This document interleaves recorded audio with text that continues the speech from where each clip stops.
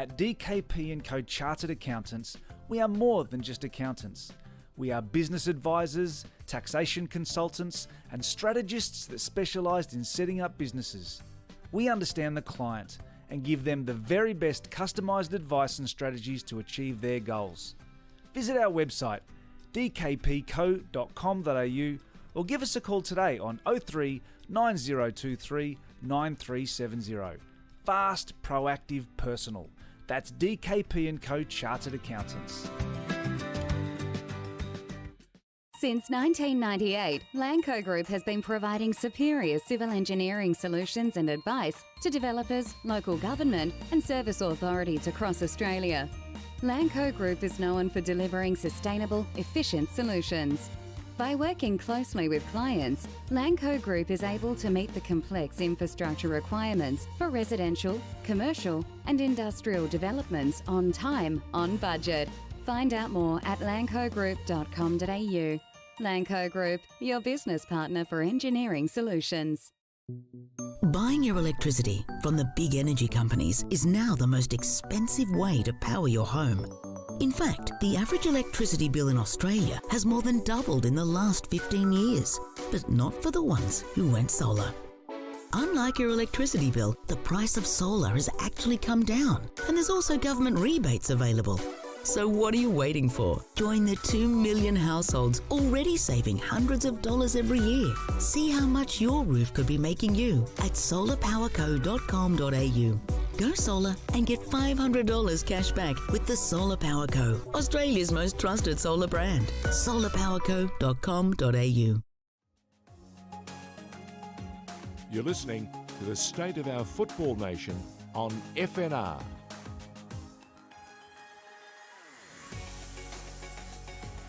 We're back for another episode of State of Our Football Nation. Josh Parrish is alongside me. We're doing it again in this lockdown fashion that has become just so exciting for us radio people. And it gives us a little radio with pictures, which is seriously exciting. Not quite TV, but we're almost there. We've got a very special guest. In fact, we have 3 special guests coming up. But our superstar, the one who will open the program today is the former Matildas, former Central Coast Mariners coach in the A-League, the one and only Alen Stajcic. Brand new chapter about to be written in your football journey, Alen. Welcome to FNR and to State of Our Football Nation. Thank you. I've got a great head for radio, so I'm not very happy with this TV footage thing. No, but pleasure to be here. Josh can always teach you how to wear those caps. It's a bit, swing it around, wear it backwards. It makes a huge difference. Yeah, you know what it's all about. I've been out working the backyard for the first time in my life, so I need the protection. Now tell us, this is a big deal. Are you taking the whole family overseas, or is it just you in the professional guys going to fulfill your commitment, and the family will stay here? How does it work? Yeah, look, I've over the last 15 years, but particularly the last 5 or 6 years, I've spent a lot of time away from my family. And the first year at the Central Coast, I moved exclusively up there, and they could only come and visit on weekends. So, our families obviously sacrificed a lot, and in that respect, COVID's been a blessing in disguise for me and the kids. It's been great to spend that much time together. A little bit too much, 17 weeks straight, but I've actually really enjoyed it, and the kids have been great. But for this part of the trip, we're actually basing ourselves in Los Angeles, the team. So Noel and I are leaving next Sunday on the 7th of November, and we start camp the next day, and we're there for 2 and a bit months till January 14 or 15, and we depart straight to India for the Asian Cup. We're hoping to get our families over. They've missed enough school, so we're hoping to get our families over early December and share Christmas together and share 4 or 5 weeks together. But no, we're going over. It's a tough assignment. We're really looking forward to it, and it's all professional from our point of view. We want to throw everything at it and give this team the best chance we can of qualifying for its first ever World Cup. Now, speaking of teams, you haven't told Josh Parrish who you're going to coach. Come on, break it up. Tell us as it is. Will you be the Philippines national coach for the women's team? Yeah, of course. That's common knowledge, isn't it? Is Josh a bit behind the 8 ball, is he? Yeah, it's been a busy week. The past week of football has had so many headlines, Alan. We didn't know where to start or where to finish. So for those slow comers, you're picking up the reins. Where in heaven's name did this opportunity come from? Well, look, I got a call from a close friend of mine, Jimmy Fraser, and he's got some contacts he's done a bit of work over there as well. And, one not of that the strange goalkeeper. Not that strange goalkeeper. All goalkeepers are strange, so he's he's well in that category. And he put me in touch with someone. They're looking for a coach for the Asian Cup. So, I got in touch with all the dignitaries from the Philippines Football Association, and they really impressed me with their ambition and aspiration, and that's that's all I'm looking for. I want a country who wants to get behind their team and want to achieve a bit of history. No doubt, very difficult. The team hasn't had a lot of experience at major tournaments. They've only been to one Asian Cup in the last short period of time. I know they went to a lot in their early history, but it's a relatively new team, an inexperienced team. Haven't played. I was watching the Matildas, and you're talking about 100 caps together. This team's maybe played 5, 10, maximum 20 caps for a lot of the players. So it's a big challenge, but they've got so much passion and pride, and they really are on the cusp of being able to make history. So hopefully we can go over there and help them achieve that goal. Alen Stajcic is our guest on FNR. State of Our Football Nation is the program. And Alan, Josh and I have spoken about this in the past. Asia has really taken to the game. It always loved the game, but not quite with the money and the programs. And over the last 10, 15 years, we've seen the Thailands, we've seen the Malaysias, we've seen the Singapore, and a host of other teams in Asia and, of course, on the continent really step up. And we've seen the Indian Premier League throw up player after player after player. What are you expecting from the Philippines? Yeah, look, it's you could put them in that category as well. I just noticed the other day that Vietnam are thinking about sending one of their national youth teams to live in Germany permanently. So that's the kind of investment and initiatives that Southeast Asian nations are taking at the moment, and that's why they've become so competitive. We saw the Olyroos play Indonesia the other night, and the Olyroos won 3-2, and I thought we were significantly the better team and played good football. But Indonesia showed how far they've come. They scored a couple of cracking goals, and their technique was superb. And I think that there's some characteristics that go throughout Southeast Asia. They're technically good. They've learned how to work hard. If you can just add a couple of other little facets to their game, there's no reason why they can't compete with the big guns around the world. But that takes time. There's no magic wand. You can't wave it over people's head and expect all that to happen in 6 months or 1 year. These are long-term processes that need to be put in place. And it's great to see that, most of the Southeast nations are now taking the game on board like that. How long's the contract? Look, at the moment, it's a short-term contract, but we'll reevaluate that at each juncture. But I've just, as I said, I've been impressed with their commitment to the game and their commitment to their women's national team, and that's really the part that dragged me in. Josh? Yeah, I wanted to ask about the makeup of the squad at the moment and where most of the players are playing their club football. I mean, you mentioned basing the team in the US. Is there a US connection there in terms of players representing American clubs? Yeah, there's a lot of expats who live in America, who form some of the parts of the team over the last 3-4 years. At the moment, there's 4 or 5 of the girls playing in Europe with professional clubs. There's two players in Japan as well in their new WE League, playing in the top league in Japan. And then, there's obviously a lot of girls who have been in the Philippines as well and all played in a similar college, university / team over there and being the core of the team. But there's certainly a lot of expats throughout the United States with Filipino heritage who make up the squad as well. So, we're killing 2 birds. The COVID situation in Philippines makes it a little bit difficult to have a camp there as well. So, it's almost from that perspective a little bit easier to have the camp in Los Angeles like we are. And is scouting out that kind of diaspora and finding players with connections to the Philippines who might be eligible going to be a key part of your job, or are you going to kind of stick with the players who are there with the qualifiers? No, definitely. The net will be spread as wide as it can, as far as it can. We've seen in so many countries, even our own Socceroos at the moment. We've got Boyle and Suter and a couple of others who haven't set foot in Australia yet they're playing for the Socceroos and doing a fantastic job. So, definitely we'll be doing that and throwing that net as wide as we can.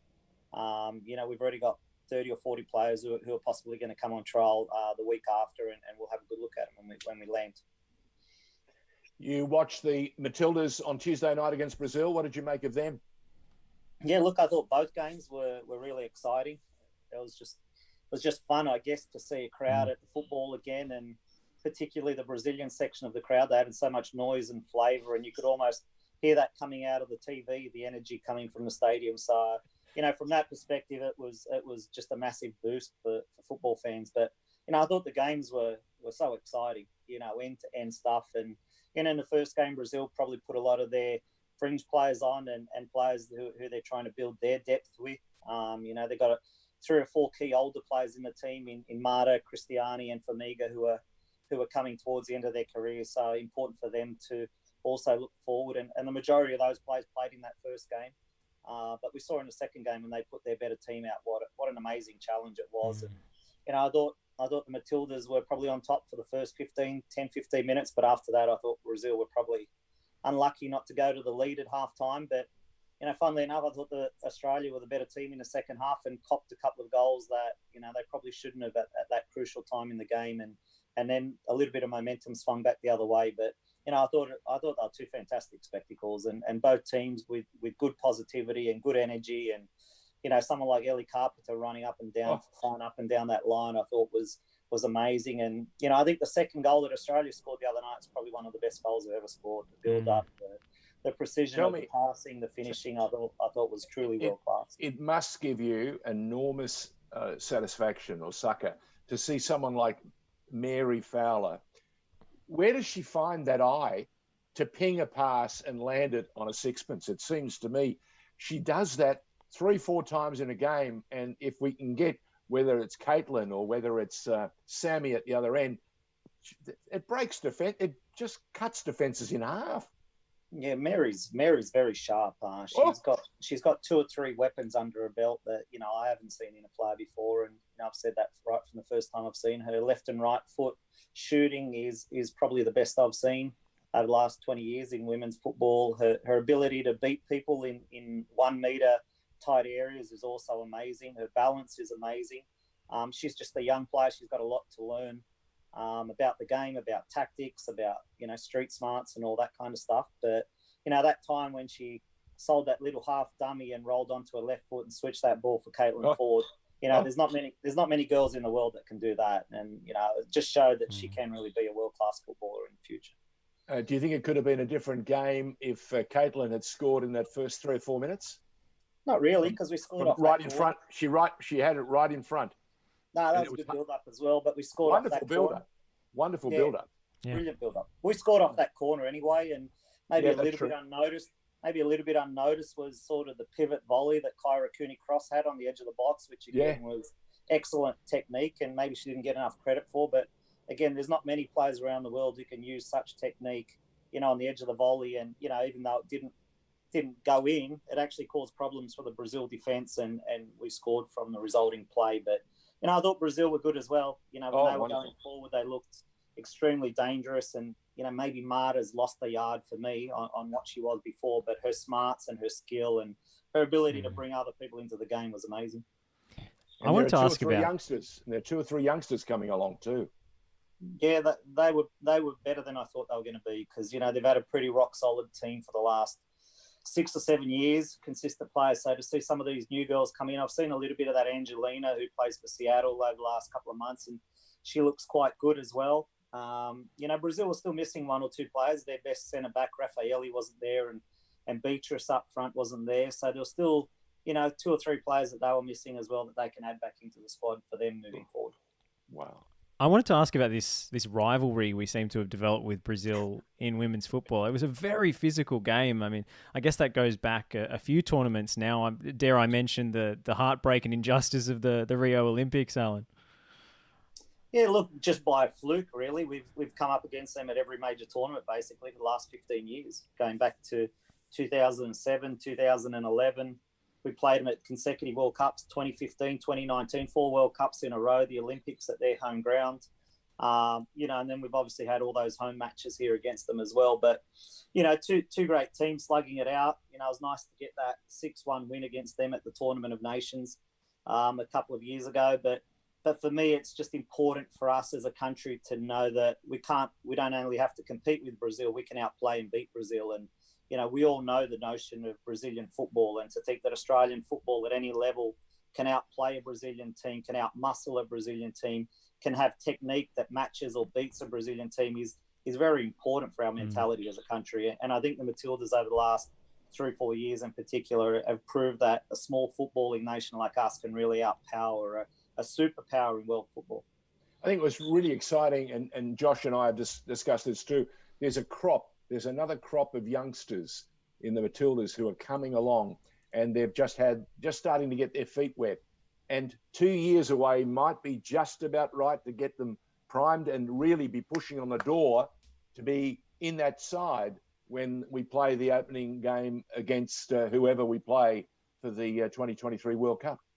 Yeah, look, I think Kyra Cooney-Cross and Mary Fowler are leading that charge. Tegan Micah in goals performed admirably during the Olympics. So, they're three that are leading the way. There's obviously a host of others.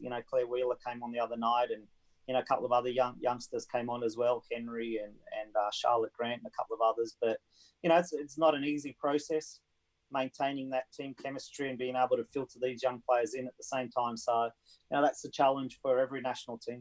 We're not a club team, so you only get together so often, and limited exposures at camps and matches means it's always a difficult balance. But, we do need to look at the long term, but, the short term, we've got a good 2-3 year window now to the next World Cup and the next Olympics that, the FA and Tony have to have a look at the team to ensure that we have the best 23 players and good depth going into that tournament.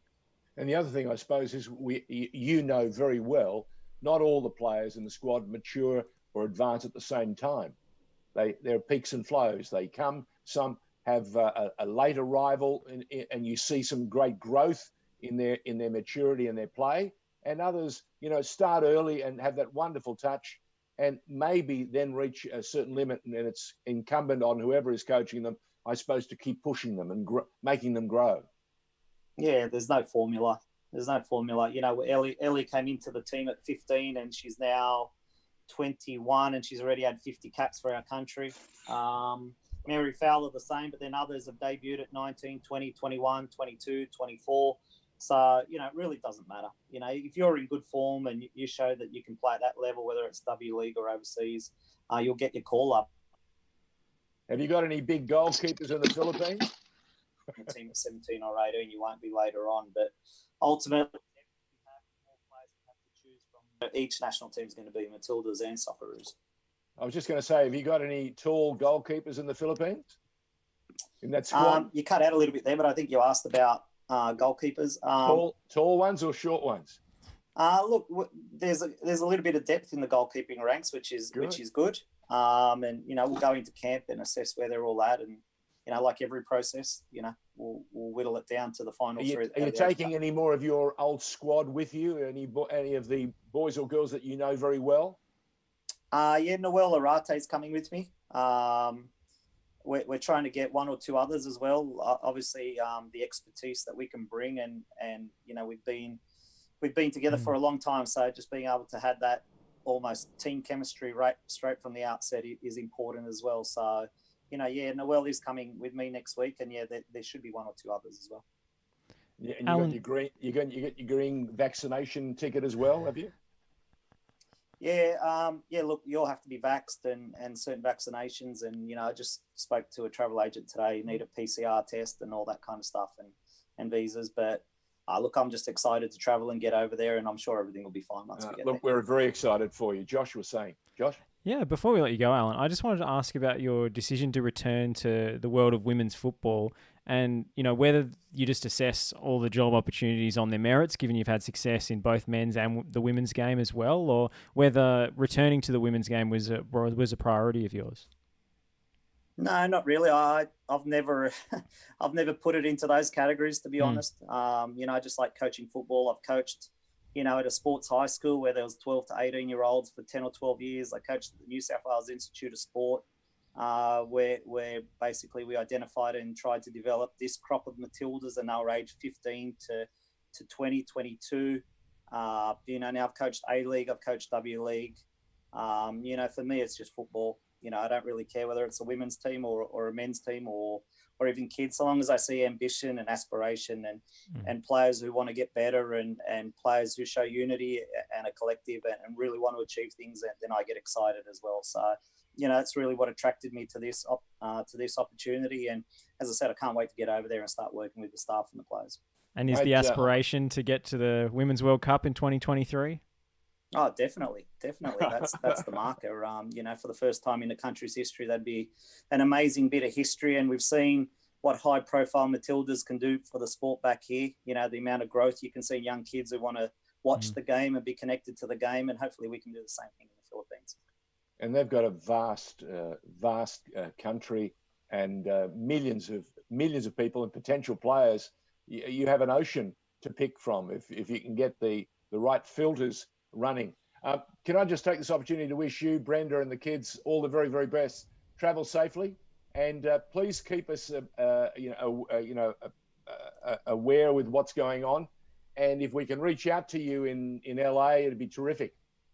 That'll be awesome, George. And again, thank you for your support. And it'll be great to stay in touch when we're over there for sure. All the very, very best. Thank you. Thanks, Josh. Thanks, Alen. Alen Stajcic joining us. He's off on a brand new adventure, taking the family with him, first to the west coast of the United States, and then, of course, to the Philippines to make sure that the national women's team starts to make a name for itself in the toughest football market there is at the moment, because women's football is jumping ahead at a tremendous rate. And we're seeing teams and players we never imagined really making an impact. Thank you, Alen Stajcic. Look forward to our next guest. We'll take a break, Josh. Back with more in just a moment. Are you looking to change your destiny in life? Be your own boss? Start your own business? If you are, you need people who understand your needs and are committed to helping you make it happen. At DKP & Co Chartered Accountants, we are more than just accountants. We are business advisors, taxation consultants, and strategists that specialise in setting up businesses.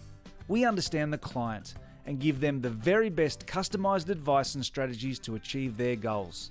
Visit our website dkpco.com.au or give us a call today on 03 9023 9370. Fast, proactive, personal. That's DKP & Co Chartered Accountants. Since 1998, Lanco Group has been providing superior civil engineering solutions and advice to developers, local government and service authorities across Australia. Lanco Group is known for delivering sustainable, efficient solutions. By working closely with clients, Lanco Group is able to meet the complex infrastructure requirements for residential, commercial and industrial developments on time, on budget. Find out more at lancogroup.com.au. Lanco Group, your business partner for engineering solutions. Buying your electricity from the big energy companies is now the most expensive way to power your home. In fact, the average electricity bill in Australia has more than doubled in the last 15 years, but not for the ones who went solar. Unlike your electricity bill, the price of solar has actually come down, and there's also government rebates available. So what are you waiting for? Join the 2 million households already saving hundreds of dollars every year. See how much your roof could be making you at solarpowerco.com.au. Go solar and get $500 cash back with the Solar Power Co, Australia's most trusted solar brand. solarpowerco.com.au. You're listening to the State of Our Football Nation on FNR. Another guest on FNR State of Our Football Nation, Josh Parrish, George Danikian, and joining us via Zoom from Sydney, Danny Agarjos, who is the, I suppose, membership and ticketing manager at the Western Sydney Wanderers. Welcome, mate. G'day, guys. Happy to be here. Now, tell me something. The season hasn't started and you guys are kicking goals. How is this possible? Oh, mate, look, we're doing our best from the front office, making the most of the time off. Now, explain to me what in heaven's name is exciting everybody in the game, especially with what you've released in the last few days. You're calling it the Wanda Pass. Yes, now, that's correct. I've seen Wanda on Disney, but you've got to tell me a bit more about the Wanda Pass. How in heaven's name did the idea come along, and what does it provide for the fans of the club and those who want to go and watch a game? Yeah, so the Wonder Pass is basically a subscription model type of membership. Basically, summer of 2020, we discussed as an office just different ways that we can tap into and engage with different markets out there in the sector of Australian football, and something such as a subscription model is very familiar with the wider base. You have to look at the past few decades with something like Reader's Digest, and then more recently with things like Netflix, Spotify, and Disney Plus. So we said, why not give it a crack ourselves? Try something in Australian sport. Basically, a no lock-in contract. Attend the games you wish to attend. $15 per month. Give it a go.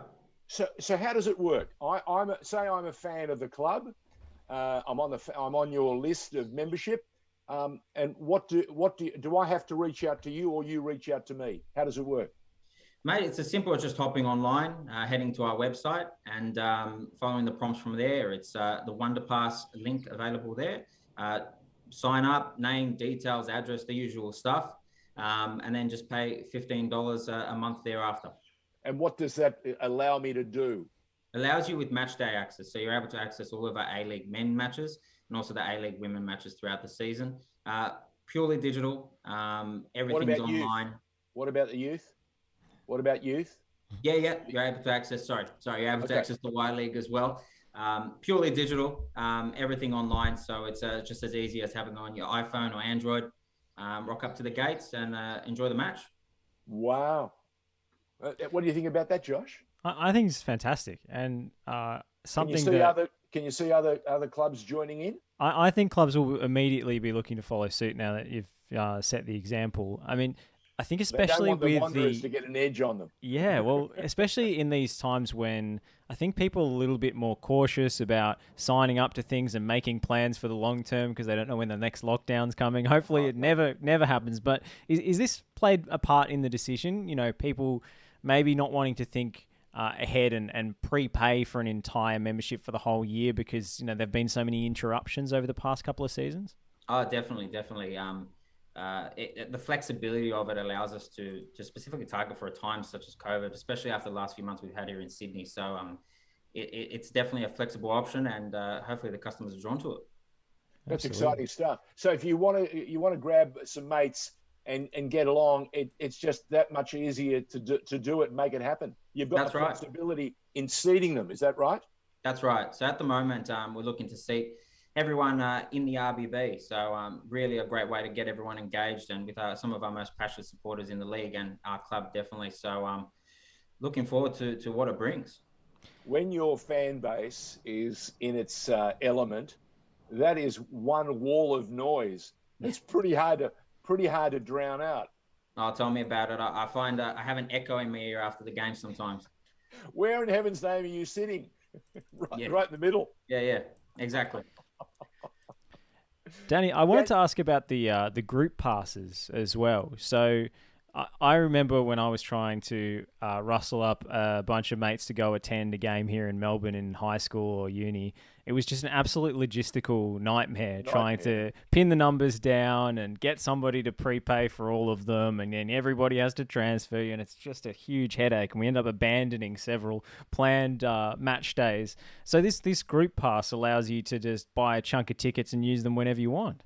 That's right. So we've got that's also newly introduced. The group pass allows you to buy either 10 or 20 passes, and basically you can use that all in one match day. You can use it across 5-6 match days or one match a season realistically. Bring your mates, bring your family. We did a lot of market research and we found that everyone likes to attend our games in particular with both of those groups. So again, if the people want it, let's bring it. We're almost 3 or 4 weeks away now from the new A-League season. How's the team behind the players? And that includes you guys at the front office. How are you coping? What's the buzz? You guys get a pretty fair idea of just how much excitement and how people are getting excited. I made a lot of positivity around the place. look, a lot of the signings that we have at the moment are born and raised in Western Sydney as well. And majority of our staff base is Western Sydney, born and raised. So, mate, we're working 24/7 at the moment. First game for us home is the derby. So it's full guns blazing right now. Fantastic. That's the sort of language that Josh Parrish gets highly pumped up for. When you say things like that going on, Josh just grows another leg. He loves it. He gets to call the game. You see, when we get him out there in the NPL, he likes to get amongst the audience and feel the buzz. It's that thing called electricity, and Mate, that's what he lights up. There's a smile as big as Doris Day on him. I could see it now.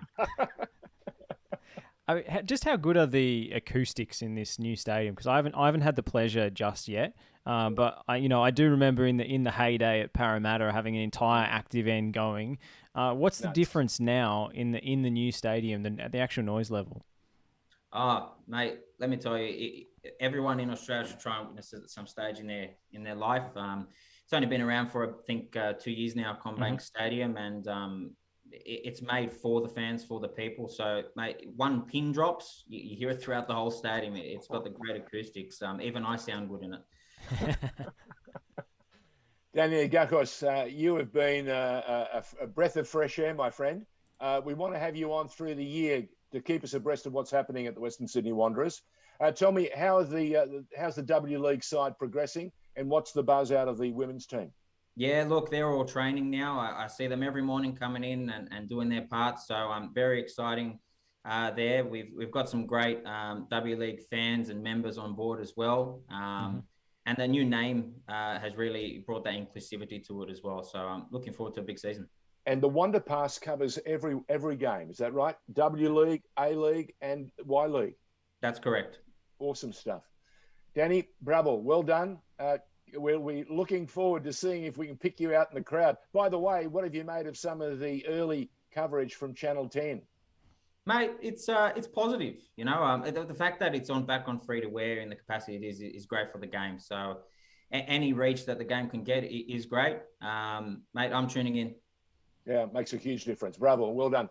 Thank you very much. The membership and ticketing manager at the Western Sydney Wanderers, when he's allowed out and about, he is quite something, and he can make some noise too.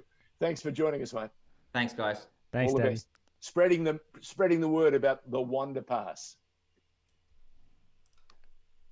Are you looking Fantastic, to change Danny. your Well done. destiny in life? Well done. I'll Be just your send him a own message. boss? Start your own business? If you are, you need people who understand your needs and are committed to helping you make it happen. At DKP & Co Chartered Accountants, we are more than just accountants. We are business advisors, taxation consultants, and strategists that specialise in setting up businesses. We understand the client and give them the very best customised advice and strategies to achieve their goals. Visit our website dkpco.com.au or give us a call today on 03 9023 9370. Fast, proactive, personal. That's DKP & Co Chartered Accountants.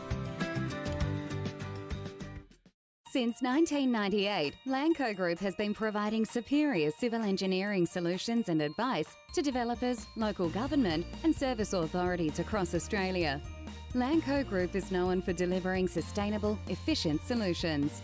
By working closely with clients, Lanco Group is able to meet the complex infrastructure requirements for residential, commercial and industrial developments on time, on budget.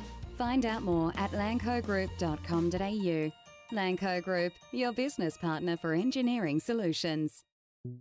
Buying your electricity from the big energy companies is now the most expensive way to power your home. In fact, the average electricity bill in Australia has more than doubled in the last 15 years, but not for the ones who went solar. Unlike your electricity bill, the price of solar has actually come down, and there's also government rebates available. So what are you waiting for? Join the 2 million households already saving hundreds of dollars every year. See how much your roof could be making you at solarpowerco.com.au. Go solar and get $500 cash back with the Solar Power Co, Australia's most trusted solar brand. solarpowerco.com.au. You're listening to the State of Our Football Nation on FNR. What a busy episode of State of Our Football Nation on FNR. Josh Parrish, George Danikian. Our first guest, of course, was Alen Stajcic, and exciting news for him. He's taking the family and heading over to the west coast of the United States to set up camp. He's just become the head coach of the women's team for the Philippines, so the national women's coach, and he's looking forward to kicking some goals with that side. And I think he has some unresolved issues that he needs to address. And this might be a terrific way to get them done. What do you reckon? Yeah, I mean, what an achievement it would be to take that team to a World Cup. I mean, they're already going to the Asian Cup. As we know, it's hard to qualify for an Asian team for the World Cup. And Matildas already have the pleasure, of course, as a home nation. So there'll be a couple extra spots for an Asian country, maybe a hitherto unrepresented Asian country to get to Australia and New Zealand in 2023. So, I mean, he's proven he can do a lot with meagre resources at Central Coast Mariners, and he's saying that the FA at the Philippines are serious and they really want to back this program, and that's what's enticed him to the job. So it's very promising. No, I agree. That was exactly it. The bait that they used was of the sufficient stuff that gets him excited. He knows that they mean it, and he's prepared to invest in it. And that's all you can ask for of any coach or any manager or any CEO. Well, this is the country and the association that famously employed Sven-Göran Eriksson at the last Asian Cup. So they have had a track record of trying to lure big-name coaches to the country. So Alen Stajcic in the women's game is a pretty big name, especially. Listen, whether it's Stajcic or whether it's Ange Postecoglou, every time they do something meaningful across the world, outside the borders of Australia, that's good for the game and also for every other coach who wants to put their hand up and say, I can do the job. And that's seriously exciting. And speaking of Ange, he's going from win and win and win. He's, 4 on the trot now? Yeah, he's continually proving the doubters wrong. And then, they went on a little blip and the question started getting asked. Ange, do you need to modify your style of play? Ange, can we expect a bit of pragmatism from you, given the injuries, given this, given that? And he looked at them with a wry smile and said, this is what I believe in, mate. If you're a committed vegan, you don't pop into Macca's because you're hungry. Fantastic quote. What a line. Quote. Oh, yeah. But Ange has always had that in him. Yeah. I saw him time and time again when he was part of the Offsiders crew on the ABC every Sunday morning. There'd be some wonderful quip that that would resonate and we'd be using for the next few weeks, which is just terrific. And we wish him continued success. By the way, speaking of coaches having some success, there's one guy that must be feeling pretty low. And we're talking about a former legend of Barcelona, a Dutchman who wouldn't have expected to have received the treatment he's received this year, 1 from the fans and 2 from the management. You see, he's been sacked. Yeah, Ronald Koeman finally out the door. I think this was in the offing for quite some time. It was just a question of whether Barcelona actually had the money to pay him out. He was quite clearly a stopgap sort of solution for the last presidential regime, and he wasn't the man that the returning president after the elections really had faith in. It was surprising that he's actually lasted this long. So the favourite to take over he's another former Barcelona legend in Xavi. But I do wonder whether it's been slightly too long since Ronald Koeman was strutting his stuff for the new generation of culés to treat him with the same respect that a former legend would usually get. Whereas Xavi is part of that next generation that is still so young and still so loved and remembered from all those trophies that he won with Messi and Iniesta and Puyol and so forth. I think he will be given more time because, the memories are more recent, I suppose. Oh, yeah. Koeman, he and the assistant coach really end up in a bit of a scuffle with some really angry fans in the car park after the game. And that's the sort of images that no team, no club, no league wants to see. No. And I suppose it wasn't just then, but that would not have helped the management thinking to themselves, well, we've got fans that angry. Maybe it's time to cut our losses and get him out the door el pronto. But it he won't didn't be deal with easy the media well either. I didn't feel, Koeman. He had a lot of blow-ups and bust-ups with journos. How many Dutchmen do you know that can? And I say that in the nicest possible way. That's true. They're very straight. They know their stuff, and they don't brook an argument that readily. Yes, they can smile. They can do all that sort of stuff. But they mean business more often than not. So for me, look, every Dutchman I've seen, even the Ruud Gullit and others, and he was a charmer, absolute charmer. Even he, though, when he got short and angry and possessed by that weird mob that can be like a shark pack, the media, he also didn't enjoy it either. So it is tough when the media and others come calling. It's as if it's preordained. We've made up our minds. You've got to go, or else. You know, it seems to me that's the way. Am I saying it? No. I think that's absolutely true. There's a certain cultural directness that the Dutch have that maybe doesn't play as well in Spain as it does back home. Yeah, and the Dutch, by the way, starting to play some terrific football. Yeah, exciting times. By the way, speaking of terrific football, what have you made of what happened at Old Trafford last weekend? Yeah, I think the propaganda that Ole Gunnar Solskjaer has been spinning in press conferences about Sir Alex Ferguson this and the United way, that has started to go to his head. And he made a very impulsive choice to play a system against a side that was far superior to his, that was not reflected in reality. He started to believe his own nonsense, I think.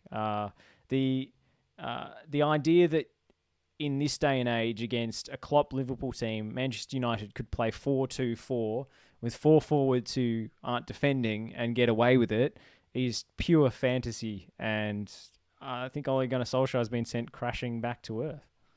You know, the fact that he didn't play one of the finest midfielders in world football, Pogba, from the beginning, also sent another sort of ripple through the crowd, and they were thinking to themselves, what's going on? Now, early on, it looked like for one fleeting moment that Bruno Fernandes would be on the end of an exciting goal inside the first 3 minutes. But from that moment on, and one other pass, I think, that broke through, and I think Ronaldo almost was one-on-one with the keeper, and the keeper did brilliantly. Had they gone in, it may have been different. But my goodness, from that moment on, Liverpool just went into this oozy, hazy days, and they were flicking the ball left, right, and centre as if they were in practice. You've said it time and time again. You watch a training gig, and we'll try these moves to see if they come off. Every move they tried just about came off, and if it didn't, it bounced straight back to them. And it doesn't help that one of the leading forwards in the world, a guy like Mo Salah, at the moment seems like he can't miss. I mean, he's in rare air. He was incredible. Has he ever been more confident? I think in his first season when he arrived, he scored a ridiculous number of goals and the ball just kept going in for him. He scored over 40, but he's hit that form again and maybe then some as a creator as well as a scorer. But I think part of the reason that they looked so good was because United was so disjointed and didn't have a coherent game plan. I mean, I just want to read you a little passage here, George, from The Athletic. And of course, this is scathing. This is Monday quarterbacking, but sources have reported confusion over the style as a contributing factor to the defeat. Solskjaer is said to have given an instruction to press high on Liverpool, but players were confused by the exact coordination. In training, United do not train much pressing, with an explanation being that the strategy under Solskjaer is for the man nearest the ball to close down the opponent in possession as the team track back and get into shape. Additionally, one source said that United do not play many small-sided games at Carrington and raised the idea that Maguire, in particular, might benefit from such drills to improve his feet in tight situations. Look, it's hilarious. Look, I heard a French international who was playing for, I think it was Leboeuf, who was playing for Chelsea at one stage. And he described watching Manchester United and Liverpool the other day at Old Trafford as two teams, no midfield, and the ball would go from one end straight to the other end in next to no time. No defence can hold them out. There was no midfield to speak of to try and boss or dominate or obstruct. And Firmino, Jota, that is some sort of mix, and they're all in top form. So, wow. But again, when someone runs a stat like this past you, the biggest score in 100 years, and the first time that someone has scored a hat-trick at Old Trafford, an away player, that is. Wow. That's not bad, is it, eh? No, Now, I mean... Well, I have some friends of mine who are still in that delusional land called dreaming Liverpool victories, and they haven't stopped wanting to taunt anything in red from Manchester. It's just crazy stuff. Just crazy. They are, I think Liverpool, though, I will caution, I think they are in for a tough start of next year because they have several players who are due for African Cup of Nations duty, which is what we always forget, this tournament that happens during the season. And, of course, it'll be Mo Salah, but also Sadio Mane and Naby Keita all leaving for at least a month, which I'm not sure Liverpool have the same kind of depth as the other top teams. So while they're flying now, I think they will be pegged back a touch, and it's how they deal with that. And, obviously there'll be quarantining coming back as well from some of these countries. So it's going to be interesting to see if they can build up a bit of a lead or get themselves in a good enough position now so that month doesn't affect them quite so badly. Speaking of how they cope and how the pressure starts to surround them, back home in the A-League, we saw a young man out of Adelaide United, one of their young stars, Josh Cavallo. He took the time and he was very brave. He spoke to everyone. First of all, he spoke to his teammates and his club coach, Carl Viet, who we spoke to last week on State of Our Football Nation. And along with Ross Aloysian, they showcased in a number of interviews over the last few days what a terrific young man he is and how excited they are for him, because it seems from their perspective, this weight, it seemed like the weight of the world was on his shoulders. You might like to pick up that story and run with it. What did you make of it? I mean, a huge milestone for the game, I think, to have a professional top-flight footballer, and this is the first across the world in that category, a current professional top-flight footballer to come out as gay. It's something that has been stigmatized for many decades in society, but as well as our sport, and you only have to look at the example of Justin Fashanu to see how somebody in that position was treated and ostracized. I think that society has come a long way since those days, but still, Josh Cavallo felt for 6 years of his career that he had to pretend to be someone else and hide who he really was. And he doesn't feel that way anymore. And I think that's testament to the environment that Adelaide United has created and how he's developed as a player and as a person, that he feels the time is right, that he can come out and set an example to other young people in his position that might be struggling with that. I think, honestly, his announcement and the publicity around it and the widespread acceptance of him being himself will or could honestly save lives. So, I mean, Josh Cavallo is a marvellous young man, and I'm so pleased that he's felt confident enough to do this. And it seems, based on the reaction from the footballing world, and also based on what I've heard about his mood since this all came about, that it, as he said, a weight, an anchor has been lifted off his shoulders. You know, I read a piece by Bruce Gitter. I read a piece by Ross Aloysian. Of course, we heard Carl Viet speak.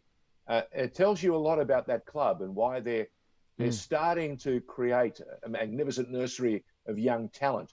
And I don't think there's any great surprise why we're seeing so many smart youngsters come through that pathway. And to think that your coaches have got your back, your teammates have got your back. That's pretty exciting stuff. And as you touched on, as you alluded to, that smile and that exhale from Josh Cavallo after this statement. And you're right, the marketplace has really embraced him, and long may it continue. Male or female, whoever it may be, if they want to put their hand up, then I trust that the world will be a much better place, and certainly our football world, because there's nothing more exciting than watching talented footballers of any persuasion showcase their talent, playing with no tension, no stress. And you and I have discussed this again. Tension is one of the greatest killers of anything. You imagine you can't dance, you can't perform if you're that stressed or that tense. Whatever you want to do, even on air, if you got the sword of Damocles hanging over your shoulder, you can't be, that fluid, that spontaneous person. But to see him like this now, we wish him well. And it's a big game coming up. He's already played a couple of good games in the FFA Cup, and of course, I think they've made now the final round of 16. Yeah, I think they're in the quarterfinals now because their schedule is ahead of the rest of the comp with all the delayed fixtures. So they're into the quarterfinals. And Adelaide have just such a storied history in the FFA Cup. They seem every year they want to win it, and they're on their way again. Yeah, 100%. Speaking of winning, what did you make of the young Ollie Roos or the under 23s? Excited by a few of those players in particular. Italiano. For the first time, a lot of them have played together. And, I never would have guessed, honestly, a couple of years ago when I saw Adisu Bayu coming off the bench for Green Gully in MPL Victoria, that he would be donning an Australian representative jersey and strutting his stuff. I think that's a great story of a meteoric rise. Well, since you started calling over the last 2 or 3 years, 3 years, is it 4 years? We've started no. It's just NPL games. It's just 2 years, George, but it feels like longer. Okay. Now, since you started calling games in the last couple of years, you've said to me there's so much talent on show week in, week out, and you've been surprised time and time again. And some of them, young Japanese players here, testing themselves, finding their feet, and then going back and playing in their country. Terrific opportunity. And it tells you that we need the second division, the A League 2, up and running, I think, ASAP, don't you think?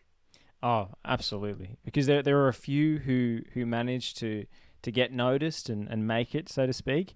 But there are so many who are caught in that little trap between senior professional football and the MPL stuff, and it's just not an adequate level in between. And imagine how many more players would be able to give high quality minutes to if we had that kind of competition. Imagine how much better and more interesting the FFA Cup would be if you had players training closer to full time and essentially the best MPL players playing against each other across Australia each week. It would make a huge difference, I think.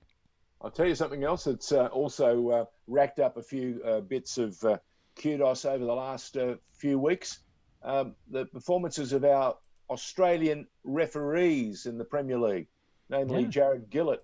He was looking after the Carabao Cup contest between Leicester and Brighton. Did a pretty good job. They went to penalties, didn't miss a beat. So it's not just our coaches, not just our players, but even our referees. And I like the fact that Jared has had the opportunity to trial VAR before the English, and it shows in his ease. He runs straight to the sideline, checks the monitor, makes a decision and runs straight back. None of this prevaricating will I do it or won't I do it? How dare I do it? Do you remember the sort of behind-the-scenes clip that was shared after Jared Gillett's last game in the country before his big move? People raved about it. I think that's done a lot for his kind of reputation. I mean, obviously he already had the position in England. I think he was in Group 2 at that point. Now he's been moved up. But I think that's done a lot for his kind of reputation in the game because you got that first-hand look at how he deals with players and how it's so natural and he lets the game flow. And yeah, he's setting a great example for Australian officials abroad. So it's really good to see Australians making their name and forging their careers overseas, because as Alen Stajcic said about the idea of being able to beat Brazil, it's hugely important for our national mentality and getting rid of that sort of inferiority complex we seem to have in football. Yeah, we have it in our lives. It's a cultural cringe. We have it in entertainment. We have it in business. It seems that someone from overseas is a better CEO than the young man or woman here. That's crazy stuff. They can be brilliantly talented, but not all of them. So, and we mustn't be afraid to support those that we believe have the talent. Give them the opportunity. And we've seen it so often this year and last year, especially last year, when so many youngsters put their hand up, and you got very excited when Marco Tilio just kept getting picked in the Melbourne City squad every week. Now, by the way, speaking about that, Lecky's in the squad, right? Yeah. McLaren's in the squad. No, these are all additions now. Does Tilio play every week? Yeah, well, when those guys are on international duty, he's a natural fit. But I wonder whether there's a way to accommodate him in a more central position, whether in the absence of Adrian Luna this season, good point. He could be deployed in a number 10 role, and then you could have the artistry and intricacy of Tilio behind McLaren, Lecky, Naboo. And if you could make that work defensively as well, because maybe it's approaching a Solskjaer 4-2-4 at that point, but it sounds good on paper to me anyway. I was going to say, what you just touched on, remember that goal he scored at the Olympics? Yeah, the one against Argentina. He was central. Top of the box, yeah. Top of the box. So it might be the commentator in you, but you've picked it. Well done, my friend. Well done. Almost another week of the State of Our Football Nation is over. If you want to know more, please join us. Again, available on Spotify, on Twitch. Who else have you got it on? We got it on YouTube, Facebook. You can catch it on the website, indeed, footballnationradio.com. Terrific stuff. Catch you next week. Josh, thanks very much for your support. Thanks, George.